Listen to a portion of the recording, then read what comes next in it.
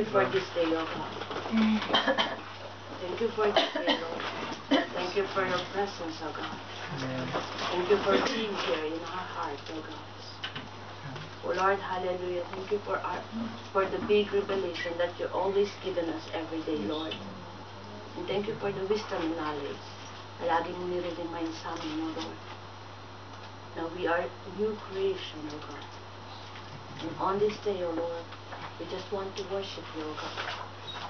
We just want to worship you, Lord. Have mercy on us, O God. Have mercy on us, O Lord. Lord, hallelujah. Lord, sa bibigay mong revelation ngayon, O God, ikaw ang humawak sa puso ng bawat isa. Ikaw ang humawak sa isip ng bawat isa, O God. Para malaman namin ang truth, Lord. Hallelujah. We offer you this day, O Lord. We offer you our life. We offer you our heart, O God. In the name of Jesus. Amen. Amen. Ang topic po natin ngayon ay how to worship His presence in your everyday life. Amen. Sa buhay natin, lagi tayong may ginagawa. Lagi tayong busy at kung ano-anong mga bagay nasa isip natin. Kung ano-ano at sino-sino ang nasa isip natin. Kaya minsan, nakakalimutan natin isipin ang mga mahalagang bagay talaga para sa atin. Ano nga ba talaga ang mahalaga para sa atin?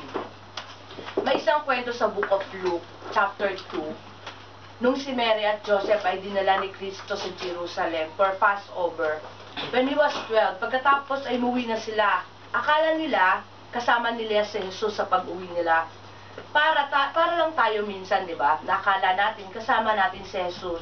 Pero minsan, may ginagawa lang natin ang mga bagay na para lang sa atin. Para lang yung not His will, but our will. Nung nag-travel na si Mary and Joseph ng isang araw, saka lang nila na-realize na wala pala si Jesus. Kaya bumalik sila para hanapin si Jesus. At umabot sila ng 3 araw nang makita nila si Jesus sa templo. Ang mensahe dito ay napakadaling mawala ang special na presensya ni Jesus sa atin. Napakahirap ibalik oras na mawala na ito. Kailangan pa rin natin laging panatilihan ang presensya ni God sa buhay natin. Lagi nating iparamdam na God feel our home at the feel at home in our heart. Yung feel na ni God na welcome siya sa puso natin. Paano? Paano nga ba natin magagawa ito? Kailangan natin maging obedient to His Word. A commitment to be a spiritual mature. It shows you care about what you think. Ibig sabihin, it's not about us. It's not me, me, me, me. You have to choose. Yes, you have to choose. God gave us freedom to choose. Diba nga nung create ni Jesus si Adan at Eva, hindi naman niya sinabi sa kanila na ganto ang gawin mo, ganto ang gawin mo. Pero ang sinabi niya na huwag mo lang kainin yung puno ng wisdom. Tree of knowledge. Tree of knowledge. Pero binigyan niya ng choice. Ikaw na ang bahala kung kakainin mo. Diba? Parang ganon. Kaya, God give us freedom to choose. We need to be generous towards others. Kailangan nating magpatawad. Bitawan ng mga bigat na dala at mabuhay ng mapayapa. Sabi nga sa Proverbs 3:5, diba? 3:5, trust in the Lord with all your heart and lean not on your own understanding. Trust in the Lord, magtiwala sa Kanya. Kung gusto nating maramdaman lagi ang presensya niya sa araw-araw ng buhay natin, sipol ka lang. Alam mo yun, yung, di ba magano? Hayaan mo lang ang problema, ang mamblema sa'yo. Parang sa worship, we can feel His presence kung sa pag-worship pa lang, dami mo nang iniisip. Iniisip mo na yung Monday, bukas na naman, Monday na naman, trabaho na naman.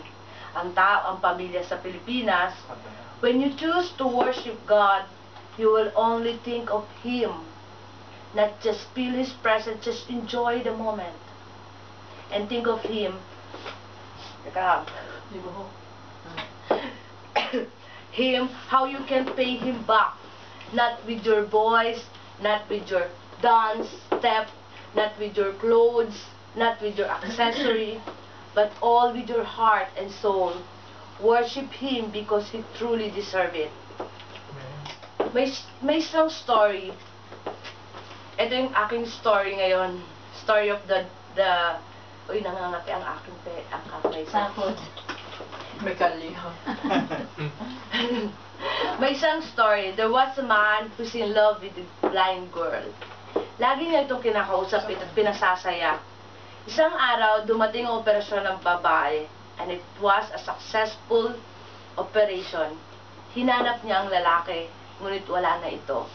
Umiyak siya, pinilit niyang magsimula ulit ng bagong buhay, magkatrabaho at mamuhay mag-isa.